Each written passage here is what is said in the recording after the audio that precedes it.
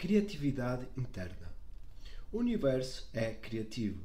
Você e eu, em nossa criatividade, somos a prova viva disso.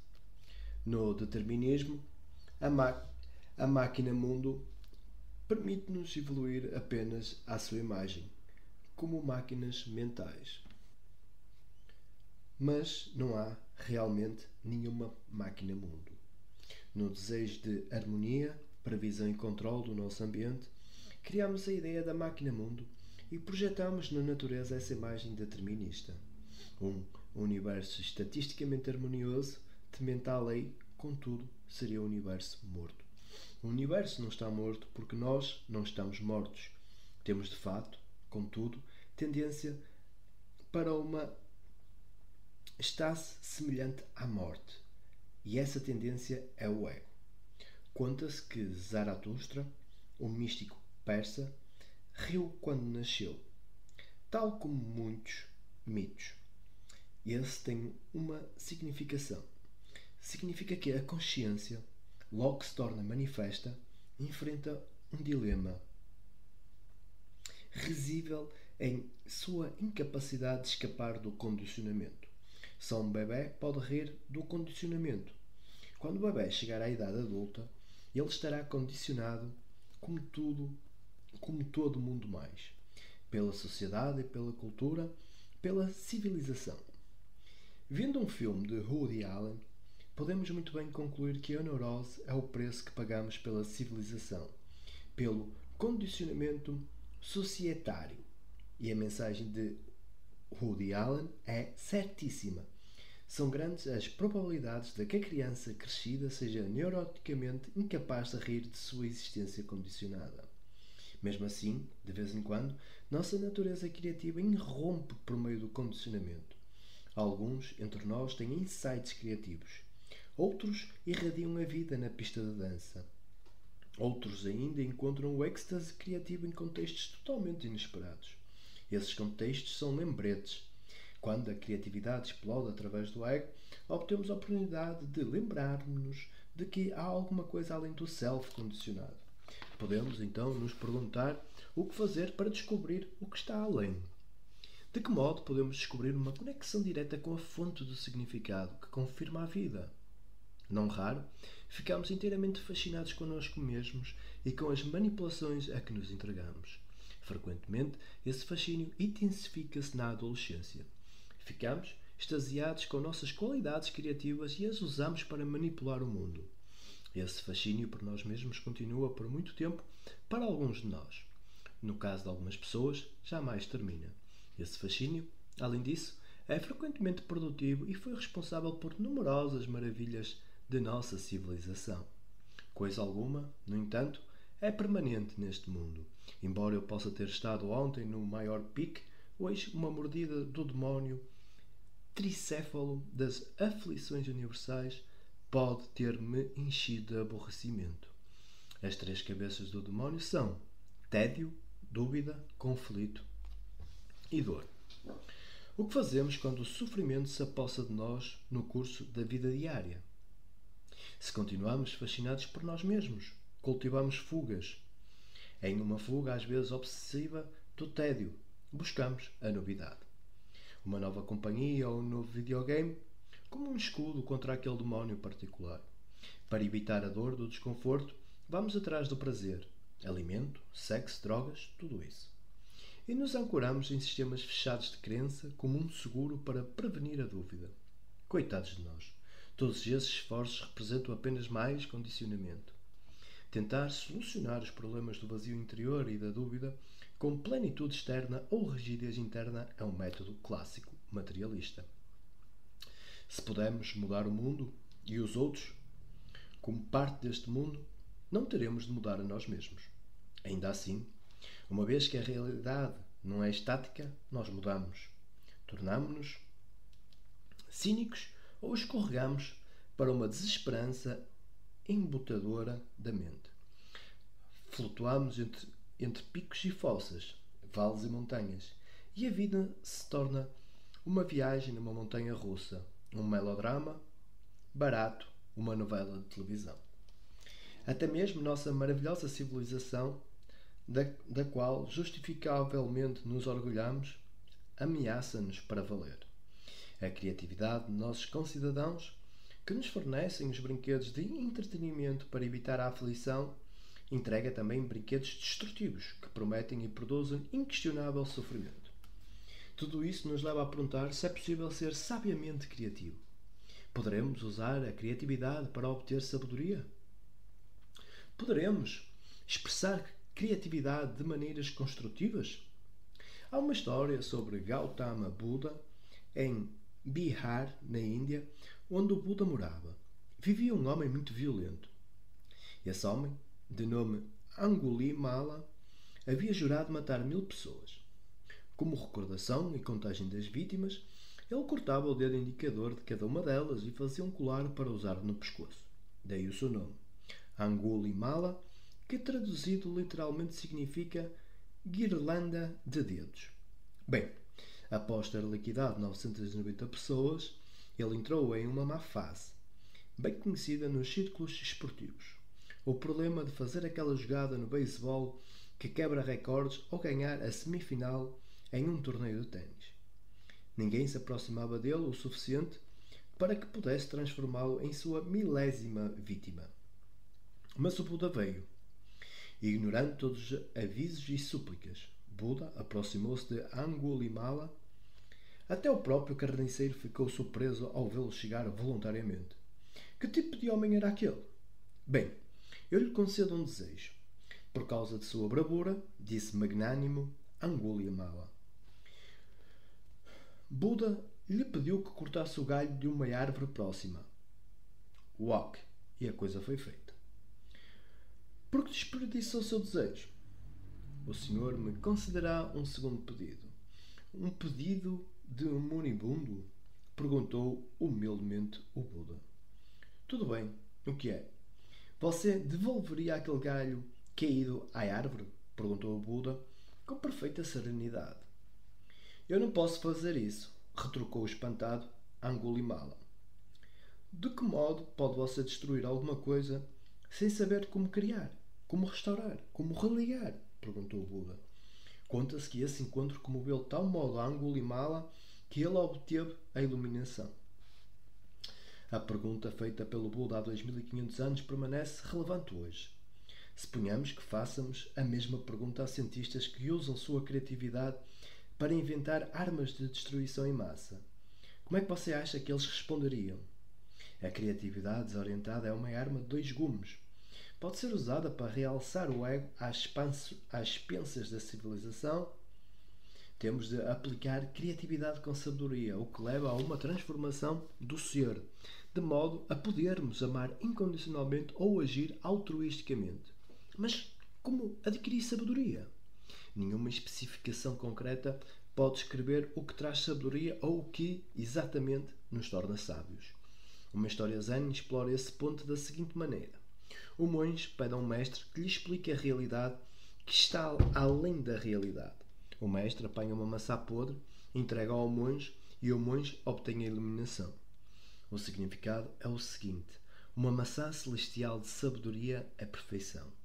As maçãs terrenas de conhecimento com as quais compreendemos as ideias da transcendência são maçãs podres, apenas alegorias e metáforas confusas. Não obstante, isso é tudo o que temos e terá de servir para nos pôr no caminho. Se formos capazes de lidar com a incerteza de estarmos além do ego, estaremos prontos para a criatividade interna. Os métodos para chegar a ela incluem técnicas como meditação, que pode ser definida como uma tentativa repetida de obter uma auto-identidade além do ego. Outras técnicas de criatividade interna, como os koans zen, usam explicitamente paradoxos. Em outras técnicas, os paradoxos são muito sutis. Um desses paradoxos é o seguinte. Usamos o ego para transcender o ego. De que modo isso é possível? Durante eras, numerosos místicos maravilharam-se com esse paradoxo da criatividade interior, mas, na verdade, ele se dissolve quando visto da perspectiva da nova psicologia do self. Nosso self não é o ego. O ego é apenas uma identidade operacional temporária do self.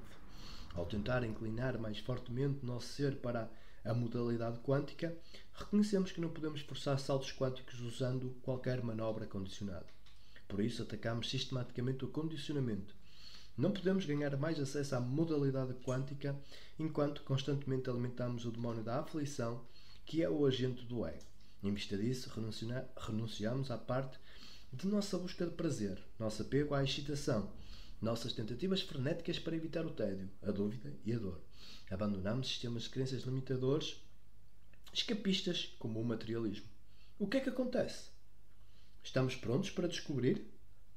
Ou, dizendo a mesma coisa com palavras diferentes, mudanças ocorrem continuamente em nossa psique à medida que acumulamos experiências, mas, de modo geral, são mudanças de baixo nível. Elas não nos transformam. O que fazemos na criatividade interior é dirigir especificamente a força da criatividade à identidade do self. Normalmente, a criatividade é dirigida para mudar o mundo externo, ao passo que, quando transformamos criativamente nossa identidade, isto é chamado de criatividade interna. Na criatividade externa, saltos quânticos permitem-nos observar um problema externo em um novo contexto.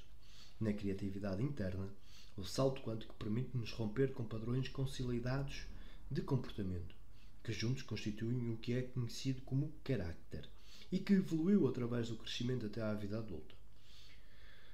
No caso de alguns, esse processo implica uma experiência tipo ha-ha descontínua ou salto quântico, como no Satori do Zen. Para outros, algo que parece uma reviravolta gradual. Ela sempre implica estar pacientemente perceptivo do que é o caso imediato, de quais barreiras está emergindo do nosso condicionamento passado que nos impede de viver o novo contexto que a intuição nos diz que existe. Lembra-se da caverna de Platão? Ele caracterizou de maneira seguinte: a aprovação de seres humanos nessa experiência do universo. Estamos numa caverna, amarrados aos nossos respectivos assentos, nossas cabeças imobilizadas de tal modo que permanecemos sempre virados para a parede. O universo é um espetáculo de sombras projetado na parede e nós somos espectadores imaginários. Vemos ilusões que permitimos que nos condicionem. A realidade quântica está às nossas costas, na luz que cria as sombras jogadas na parede. Mas de que modo podemos ver a luz, quando estamos amarrados de tal modo que não podemos virar a cabeça? O que dizia Platão com essa analogia? E o que dizer de nós, as pessoas na caverna? Nós também lançamos uma sombra sobre a parede, uma sombra com a qual nos identificamos. Como podemos perder essa identidade com o ego? Um Platão dos dias atuais, Krishnamurti, sugere uma resposta. Precisamos dar meia volta completa, transformarmos-nos, o que exige percepção completa da natureza do caso, do que nós somos, do que é o nosso condicionamento. Suponhamos, por exemplo, que temos um problema de ciúme. Toda vez que sua amada conversa com alguém do sexo oposto, você mergulha em fortes dores de dúvidas sobre si mesmo e raiva. Tentamos mudar nossos sentimentos e comportamentos, mas não podemos fazer isso pelo pensamento ou raciocínio. E é nesse ponto que entra a criatividade interna. As técnicas da criatividade interna foram formuladas para criar um leve ato entre nós e a nossa identificação com o ego.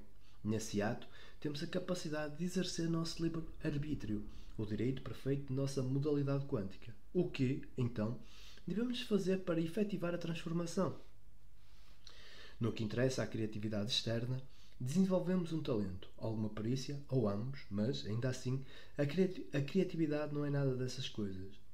Analogamente, no que interessa à criatividade interna, desenvolvemos e praticamos a percepção de nosso condicionamento. Qual é o problema interno? Na criatividade externa, se somos suficientemente talentosos e desenvolvemos uma certa perícia, se nos mantemos abertos e temos uma pergunta candente, pode acontecer um salto quântico. Analogamente, na criatividade interna, quando percebemos nosso potencial de crescimento interno, mas não temos pretensões a nosso respeito, quando nos sentimos vulneráveis, então podemos mudar. Em ambos os casos, portanto, o fazer é simplesmente o gatilho. A criatividade interna e externa implicam descontinuidade e a causalidade. Como sabemos que fomos transformados? Sabemos quando o contexto da nossa vida muda. Do nível do nosso ego pessoal para o nível Buddhi, da dominação do self clássico para um funcionamento mais abrangente das modalidades clássica e quântica. Mas o que significa isso? Nos termos mais simples, significa uma condição de viver com um sentido natural de amor e serviço aos demais, uma renúncia natural à nossa separatividade do self quântico. A propósito disso, o rabino Hillel: se eu não sou por mim, quem sou eu? Se eu for só por mim, o que sou eu? Quando ambas as perguntas iniciam nossos atos com igual urgência, ocorre transformação. Ela, contudo, é um processo contínuo, sempre definindo um contexto sempre mais compassivo por nosso ser. Estágios do desenvolvimento adulto. Entre todas as culturas, a da Índia foi talvez a que realizou pesquisas mais extensas sobre criatividade interna. Uma de suas descobertas, que está sendo ora confirmada pela ciência, é a natureza evolutiva da criatividade interna. Os hindus delinearam 4 períodos de desenvolvimento para os estudiosos da criatividade interna. Brahmacharya, que literalmente significa celibato, um período de aprendizagem e desenvolvimento do ego, incluindo alguma iniciação na espiritualidade, abrangendo a infância e a jovem vida adulta. Garhastasha, significando literalmente viver como chefe de família, um período de vida com identidade com o ego, desfrutando dos frutos agridoces do mundo. Banaprastha, com o significado literal de morador da floresta, um período voltado para dentro e cultivo do despertar de Buddhi. Sannyas, renúncia, literalmente, um período de desenvolvimento em Buddhi, culminando em renúncia e transcendência de todas as dualidades, de todos os vários impulsos e de start de libertação. O paradigma corrente da psicologia reconhece, quaisquer que sejam as escolas, apenas os 2 primeiros desses níveis de desenvolvimento. Não obstante, uns poucos pesquisadores, notadamente Erik Erikson, Carl Rogers e Abraham Maslow, sugeriram um contexto mais amplo para o desenvolvimento do ser humano. É digna também de nota a ideia de transição na meia-idade, popularizada nas décadas de 1970. Obviamente, essa formulação tocou numerosas pessoas, como está implícito na piada seguinte. Um padre, um pastor protestante e um rabino estavam discutindo o ponto em que a vida começa. O padre deu a sua resposta padrão. A vida começa no momento da concepção. O pastor tinha uma interpretação cavilosa. Quem sabe se a vida não começa depois de 20 dias, mais ou menos? Finalmente, o rabino disse: a vida começa quando os filhos saem de casa e o cachorro morre. No capítulo seguinte, examinaremos, de acordo com a literatura idealista e com os insights estudados neste livro, a ideia do despertar de Buddhi, o estado posterior de amadurecimento em Buddhi e que leva à liberdade, denominada moksha no hinduísmo e nirvana no budismo. É altamente esotérico e foge ao escopo deste livro. Capítulo 17. O despertar de Buddhi. Em um dos Upanishads, encontramos as seguintes evocativas linhas. 2 aves, unidas sempre e conhecidas pelo mesmo nome, agarraram-se à mesma árvore. Uma delas come o doce fruto, a outra olha sem comer. Temos nessas palavras uma bela metáfora das 2 extremidades do espectro do self. Em uma, temos o ego clássico, na outra, o Atman quântico. Em nosso ego, comemos o fruto doce e amargo do prazer mundano, aparentemente ignorantes de nossa modalidade quântica, que dá significado à nossa existência. Externalizamos-nos em atividades locais e perdemos-nos nas habituais dicotomias mundanas. Prazer e dor, sucesso e fracasso, bem e mal. Pouca atenção damos às possibilidades disponíveis em nossa conexão interna não local, exceto, talvez, por uma ocasional sortida na criatividade e no amor conjugal. Quanto mais velhos ficamos, mais nos prendemos aos velhos costumes. De que modo usar esse modus operandi e formular um programa individual para o desenvolvimento adulto? Por sorte, grande parte dos dados empíricos foi reunida durante milénios e sumariada na literatura espiritual. Antes de entrarmos na discussão dessas estratégias, porém, torna-se necessário compreender a metáfora das 2 aves. São muitos os que pensam na jornada espiritual como análoga à escalada de montanhas e, nos diferentes caminhos espirituais, como trilhas pelas encostas. Nessa maneira de pensar na metáfora, observa-se a tendência para pensar hierarquicamente e a supor que, desde que parece que estamos procurando alcançar uma meta, o cume da montanha, quanto mais perto estivermos do topo, melhor estaremos. Mais uma vez, somos escolhidos na dicotomia superioridade e inferioridade do nível do ego. O oposto consiste em dizer, como o místico Krishnamurti, que a verdade é uma terra sem trilhas, mas, se não há caminho, pouquíssima orientação pode ser dada. Temos aqui um desperdício imenso da sabedoria obtida com os dados empíricos disponíveis. Yudhishthira, um dos heróis do antigo épico indiano, o Mahabharata, foi feita sob ameaça de morte. A seguinte pergunta: o que é a religião? A resposta de Yudhishthira, que lhe salvou a vida, merece ser lembrada. Os mapas da religião estão ocultos na caverna. Os mapas da religião estão ocultos na caverna, disse ele. O estudo dos costumes dos grandes homens e mulheres revela o caminho. Vamos, portanto, considerar caminhos como exemplos dos tipos de métodos que foram adotados no passado e ainda hoje são usados para mudar nossa identidade no nível do ego através de Buddhi para chegar ao Atman. De acordo com o Bhagavad Gita, há 3 grandes sendas, todas elas denominadas Yoga. Yoga é uma palavra sânscrita que significa união. Etimologicamente, a palavra inglesa Yug, Jugo, Kanga, tem a mesma origem. Temos aqui mais um significado das nossas 2 aves metafóricas. As aves já estão unidas. O objetivo da yoga é reconhecer a união. O reconhecimento inicia a mudança de identidade. As 3 yogas enfatizadas no Gita são as seguintes. Jnana Yoga, o caminho para iluminar o intelecto com a inteligência. Buddhi. Jnana, palavra sânscrita, significa conhecimento. Karma Yoga, o caminho da ação no mundo. Karma é a palavra sânscrita que significa ação. Bhakti Yoga, o caminho do amor. Bhakti é a palavra sânscrita para devoção, embora o espírito da palavra aproxime-se muito de amor. Essas 3 yogas não são absolutamente exclusivas do Gita ou da tradição hinduísta. Jnana Yoga é muito popular no Zen budismo. O catolicismo tende a preferir a Karma Yoga, a capacidade de efetuar transformação por meio de ações conhecidas como sacramentos. E o protestantismo depende fortemente do caminho do amor. O amor da fé é retribuído pelo amor conhecido como graça, mas ninguém pode alcançar a graça através da ação.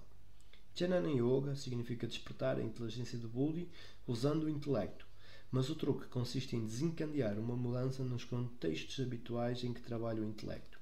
O intelecto é uma caricatura hábil da criatividade. Envolve um reembaralhamento raciocinado de contextos conhecidos. É a criatividade misturada com outros impulsos do ego, como o condicionamento e a libido. De que modo podemos estimular o intelecto para que compreenda uma nova autoidentidade? Se fizéssemos essa pergunta a um mestre zen, ele poderia bater palmas e nos pedir que ouvíssemos o som produzido pelo som de uma única das palmas. O bater das palmas destina-se a sobressaltar a ave do Upanishad, perdida em ilusão, a fazê-la saltar, dar um salto quântico para concretizar a sua união. O paradoxo é uma maneira muito eficaz para sacudir o intelecto paralisado. O indivíduo que pensa em um paradoxo entra em uma situação de dilema e tem de dar um salto para dele escapar. Essa técnica é comumente usada no Zen budismo. É muito grande a incompreensão sobre os koans do Zen. Frequentemente, eles parecem sem sentido. Certa vez, em uma festa, conheci uma pessoa que voltara recentemente do Japão, onde passara algum tempo em um mosteiro Zen. Ela apresentou o koan, que é o som de uma única palma da mão batendo palmas. Várias pessoas que se encontravam na festa ficaram frustradas, tentando resolver o enigma. Afinal de contas, como podemos bater palmas com uma única mão? Precisamos das 2 mãos para fazer isso. Não. Finalmente, a tal pessoa cedeu e demonstrou a solução que encontrara. Bateu com a mão em cima de uma mesa. Este era o som de uma única mão batendo. Todos na festa ficaram deliciados. É fácil considerar Coens, como aconteceu com esse homem, como simples quebra-cabeças a selecionar intelectualmente, e eles podem, na verdade, divertir quando estudados racionalmente, porque se prestam a todos os tipos de possibilidades imaginativas. Essas soluções puramente intelectuais, contudo, não nos ajudam a erguer o véu que o ego representa. A função do Coen é muito mais sutil. Se tentássemos a solução do Coen acima, batendo na mesa como com um mestre zen, ele poderia dizer: eu baterei em você 30 vezes. Ou poderia fazer isso calado. Ou lhe darei uma pontuação de 20%, ou saísse com alguma outra resposta igualmente superficial. Ele saberia que não entendemos o Coen. Em nosso ego, queremos, impacientes, conhecer a resposta a quebra-cabeças e paradoxos, em vez de compreender-lhes o significado. Nós mais intelectualizamos do que intuímos. A intelectualização apenas reforça a inércia do ego. Ela tem seu lugar, mas no momento certo. O intelecto tem de se render à ignorância, para que novo conhecimento possa penetrar. Esse ponto é exposto com grande força em uma história zen. Um professor foi visitar um mestre com a ideia de aprender alguma coisa sobre zen. O mestre lhe perguntou se gostaria de tomar um pouco de chá. Enquanto ele preparava o chá, o professor começou a expor o que sabia de zen. Preparado o chá, o mestre começou a vertê-lo na xícara do professor. A xícara encheu, mas o mestre continuou a servir. Mas a xícara está cheia, exclamou o professor, e assim está também sua mente com ideias sobre o zen, advertiu o mestre. O antropólogo Gregory Bateson notou semelhança entre a técnica do Coen e o dilema. O dilema neutraliza o ego. Ao paralisá-lo, o ego-self não pode lidar com oscilação nenhum vencedor de uma opção a outra em uma situação como a seguinte. Se você diz que este cachorro é Buda, eu lhe darei um soco. Se disser que este cachorro não é Buda, eu lhe darei um soco. E se não disser coisa alguma, eu lhe darei um soco. As condições imperativas que criam um dilema são que A. Duas pessoas estão envolvidas e B. Há um laço entre elas que não pode ser rompido. Isto é, a situação é de tal natureza que o indivíduo no dilema renuncia temporariamente à autonomia do seu ego. Claro, logo ocorre o salto para um novo contexto de vida. Um evento denominado Satori. O trabalho do mestre é realizado e ele, carinhosamente, desata o dilema. O mestre zen escolhe a mente raciocinante para um salto de catapulta, do dilema para a transcendência da identidade com o ego. Mestres das tradições cristã e sofista, em contraste, concentram-se na mente sensível com a injunção de amar sem esperar retorno. O ego, eu, em si, é tão incapaz de amar incondicionalmente quanto de solucionar um Coen. Em ambos os casos, é a incerteza criativa que os mestres querem intensificar em seus alunos. Poderemos imaginar amar alguém por opção, não porque há a possibilidade de satisfação do ego, não porque estamos apaixonados, não porque temos razão para amar.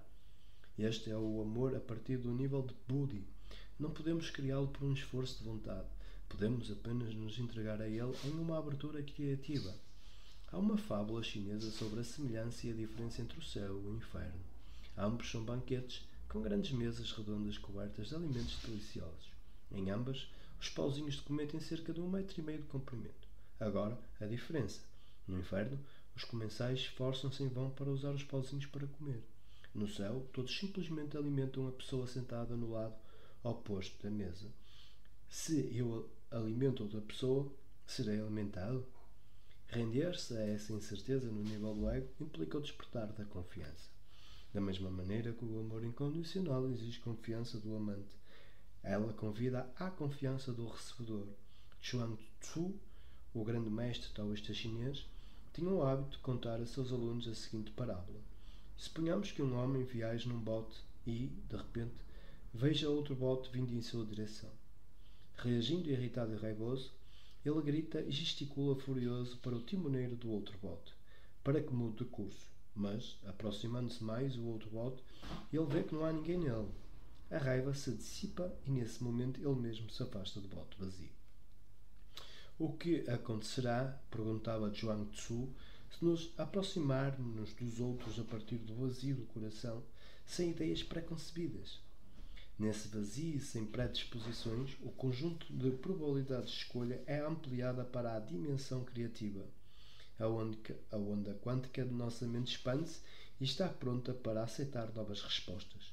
Eu não sou tangido pelo desejo para o amor, pela necessidade de segurança, pela imagem, mas sou livre para amar sem nenhuma razão. E é esse amor incondicional que vence nossa reatividade. Entre as 3 yogas enfatizadas pelo Bhagavad Gita, a Karma Yoga é simultaneamente a mais elementar e a mais difícil. Mas é também a de necessidade mais urgente em nossa época, pois a ação correta é a meta final da Karma Yoga. Em nosso caminho para o ser exaltado do qual a ação apropriada flui sem esforço, temos de adquirir grande desenvolvimento espiritual. O Gita sugere um método triplo, gradual. O primeiro passo consiste em praticar a ação sem cobiçar um dado fruto. Dá a Deus o fruto da ação, diz o Gita. Isso é o que normalmente se chama de Karma Yoga. No segundo estágio, agimos a serviço de Deus. Se perguntarmos à Madre Teresa onde ela encontra resistência para servir, dia sim e no outro também, aos desassistidos em Calcutá e em todo o mundo, ela dirá: eu sirvo a Cristo servindo aos pobres. Ela diariamente encontra Cristo em seu trabalho. E isso lhe é suficiente. Esta é a Karma Yoga na qual o amor despertou. No estágio final, vivemos como instrumento da ação apropriada e não como um sujeito que age sobre um objeto. Esta é a Karma Yoga no ponto da libertação. Embora o desenvolvimento espiritual ocorra em estágios, nenhum método se limita a um único estágio. Todas as 3 yogas, ação, amor e sabedoria, são empregadas simultaneamente em todos os estágios do autodesenvolvimento. No budismo, reconhecemos explicitamente essa natureza em espiral das diferentes yogas. Se estudarmos a senda óctupla do Buda, encontraremos nela todos os 3 caminhos. Usámo-los juntos, cada caminho realçando o outro. Quanto mais agimos sem fruto da ação, ou quanto mais meditamos, mais somos capazes de amar. Quanto mais amamos, mais madura se torna a nossa sabedoria. Quanto mais sábios somos, mais natural é a ação desinteressada. Note que todos esses caminhos dependem de sabermos o que está acontecendo dentro e fora de nós. Essa percepção é tão crucial para todos os caminhos que quando Krishnamurti diz que não há caminho e nos recomenda apenas percepção, ele tem razão. Tudo o que precisamos é praticar esse estado de perceptividade que é a meditação. Jnana, despertando para a realidade. Quando ligamos o miticismo ao idealismo monista, introduzimos o conceito de consciência como o fundamento do ser, Brahman. Ao explicarmos a cosmologia de como o Uno torna-se muitos, tornou-se claro que a consciência de Brahman surge codependentemente como o sujeito Atman, com objetos. Surgindo codependentemente, temos o conhecedor, o sujeito da experiência, o campo do conhecimento, percepção, e o conhecido, o objeto da experiência. Não há, contudo, nenhuma natureza de self, nenhuma existência independente, no sujeito ou no objeto. A consciência, e só ela, é a realidade. O problema consiste em como compreender essa realidade. Neste particular, a linguagem é inadequada. Experimente, por exemplo, dizer: há apenas uma única consciência. Ótimo, até certo ponto. Mas ao dizer uma única, já fizemos uma distinção, implicando sutilmente dualidade. Daí a bela frase de Shankara: o uno sem segundo. Melhor, mas não perfeito. Outro enfoque é dado pela piada. Quantos mestres zen são necessários para atarrachar uma lâmpada elétrica? Um único, e não um único. É muito difícil expressar a realidade não relativa em palavras relativas. Em seus trabalhos, que foram chamados de a primeira filosofia realmente pós-moderna, Jacques Derrida introduziu o conceito de desconstrução, isto é, solupar todos os conceitos metafísicos sobre a realidade ao solupar o próprio significado dos conceitos em geral. Há milénios, o filósofo budista Nagarjuna sugeriu a mesma coisa. A sabedoria direta obtida pela prática intensa dessa desconstrução é o Age de Jnana Yoga. A física quântica da autorreferência fornece agora uma maneira adicional de pensar nesse imponderável, a hierarquia entrelaçada. Não há manifesto antes que a consciência produza o colapso do objeto de percepção no espaço-tempo. Mas, sem percepção, nenhum colapso. Nenhuma opção de produzir um colapso. O que existe antes do colapso? A hierarquia entrelaçada, a oscilação infinita de respostas sim-não. Não nos permite experienciar o original, o som de uma única mão batendo. O que é a experiência do Atman? Para transformar criativamente a compreensão intelectual da metafísica idealista na verdade realizada, temos de entrar fundo na questão, certificarmos-nos de nossa coragem, despertarmos nosso coração. Disse o filósofo místico Franklin Marrow Wolf, a substancialidade é inversamente proporcional à ponderabilidade. Esta é a indicação-chave do Jnana Yoga. Quanto mais imponderável é, mais substancial também. Siga o pensamento até profundezas cada vez mais sutis. Nesta ocasião, o resultado é um despertar que leva ao nível Buddhi da identidade com o Self. No caso da maioria das pessoas, exceto no caso de um ou outro cientista ou filósofo rigorosamente treinados, a Jnana Yoga pode parecer difícil demais. Por sorte, os dois outros métodos, a Karma Yoga e o Bhakti Yoga, são mais acessíveis a muitas pessoas. Meditação. De acordo com numerosos filósofos, só há um método de criatividade interna, a meditação, que é aprender a dar atenção a ser desapegado e agir como testemunha do melodrama contínuo dos padrões de pensamento. Para romper com a existência no nível do ego, precisamos identificar com certa precisão o que está acontecendo em nossa vida diária, reconhecer, talvez dolorosamente, como o nosso apego aos hábitos nos manobra. Ou, para abrir-se para o amor, podemos focalizar a atenção em nossos relacionamentos com o mundo. Ou, quem sabe, poderemos compreender e contemplar a realidade. Todas essas técnicas requerem prática básica em sermos atentos e desapegados. A meditação nos ensina isso. Entre as muitas formas de meditação, a mais comum é praticada sentado. Se mantemos a atenção na respiração, com os olhos fechados ou abertos, na chama de uma vela ou no som de um mantra, em geral cantando com os olhos cerrados, ou em qualquer objeto, estaremos praticando meditação com concentração. Nessa prática, em todas as ocasiões em que a atenção vagueia e surgem pensamentos, como invariavelmente acontece, gentil e persistentemente, trazemos a atenção de volta ao foco, mantendo unidirecionalidade para transcender o pensamento, para mudá-lo do primeiro para o segundo plano da percepção.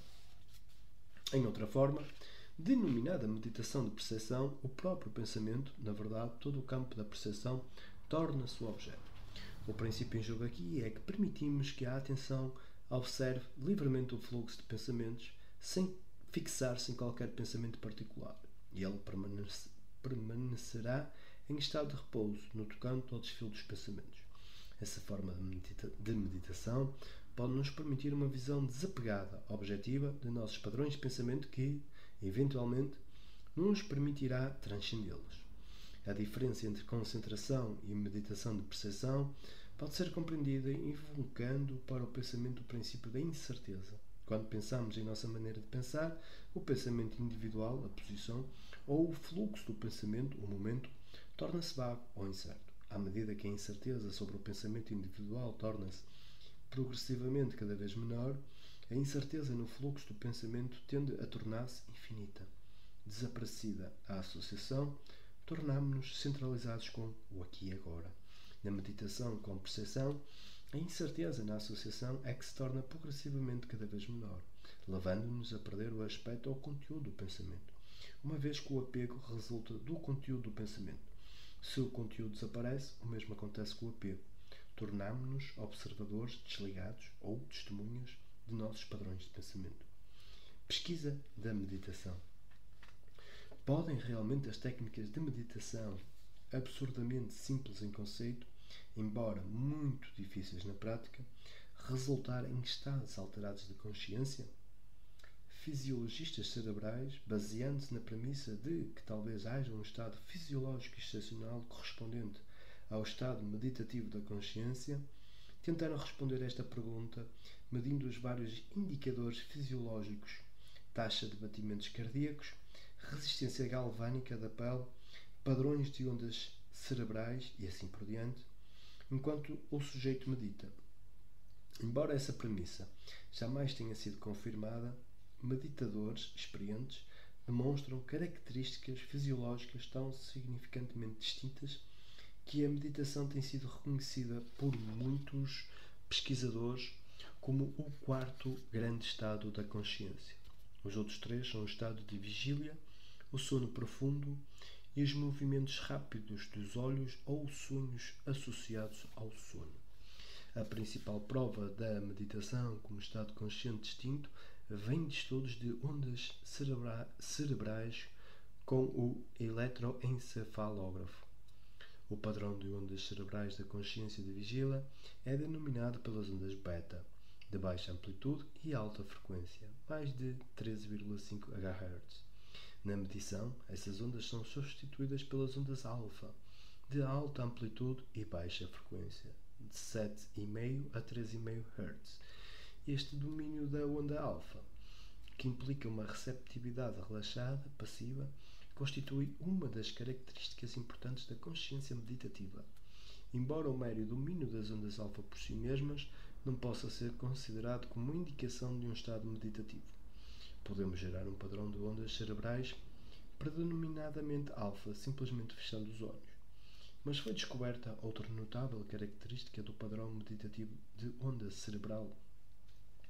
Quando indivíduos que se encontram no estado alfa comum são submetidos a um estímulo súbito, eles respondem com um retorno nítido ao modo beta. Este fenómeno é denominado bloqueamento alfa. Em contraste, veteranos de meditação com concentração exibem a excepcionalidade de seu padrão alfa, demonstrando que não há bloqueio quando ocorre um estímulo súbito, enquanto eles se encontram no estado alfa meditativo.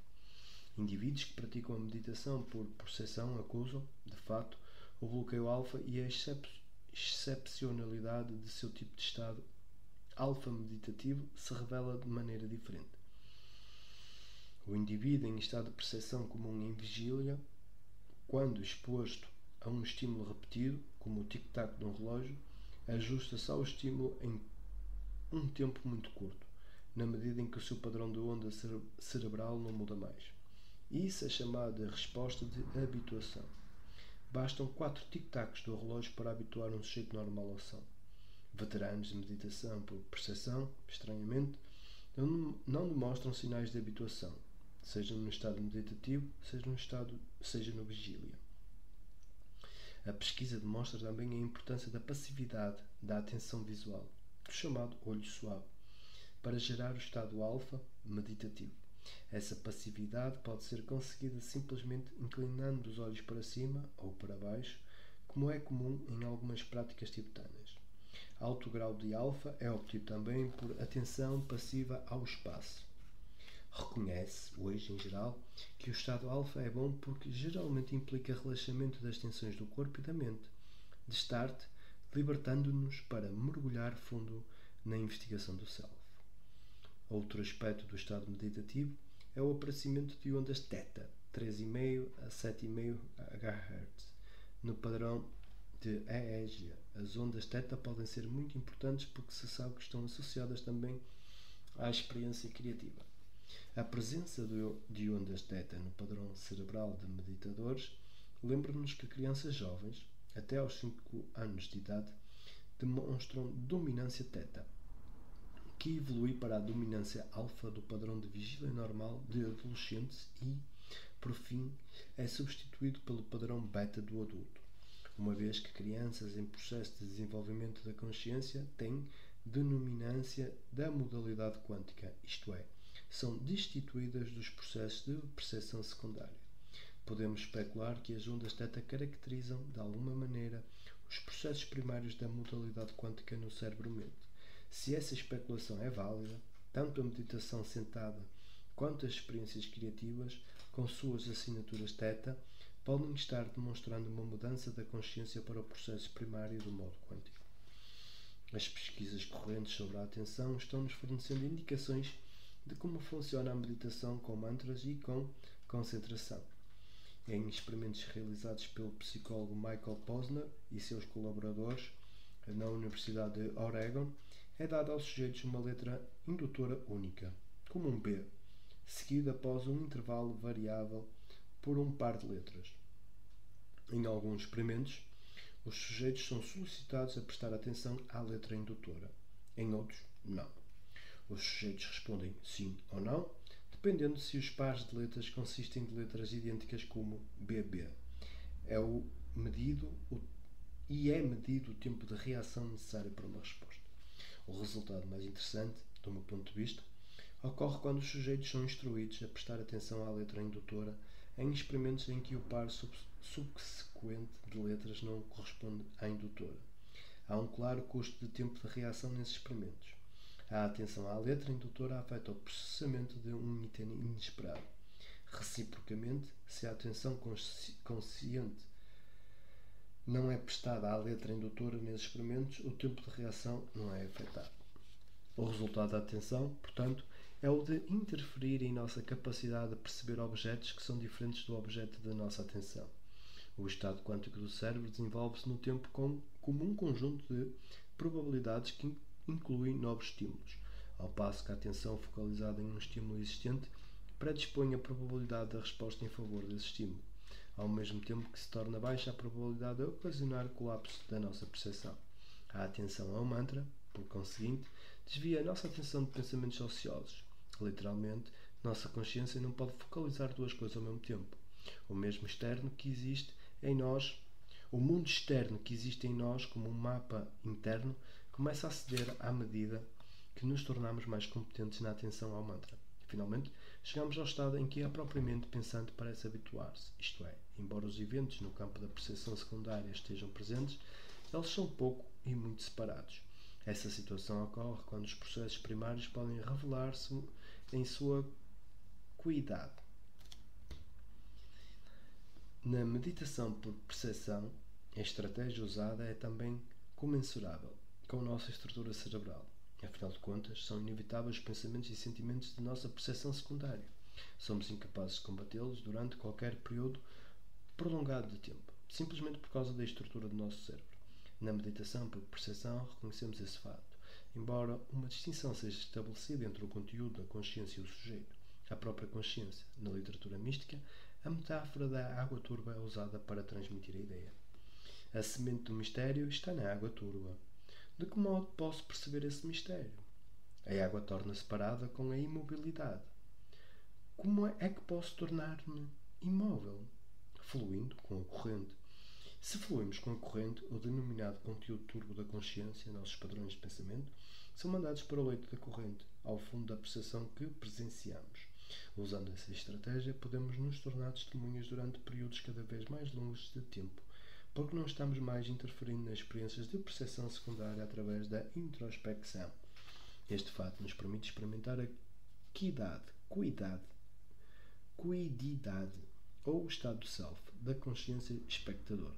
Dessa maneira, tanto na meditação por concentração quanto por percepção, a cuidade da experiência é notável, porque ela nos dá um vislumbre de uma consciência primária que está além dos murmúrios do ego secundário.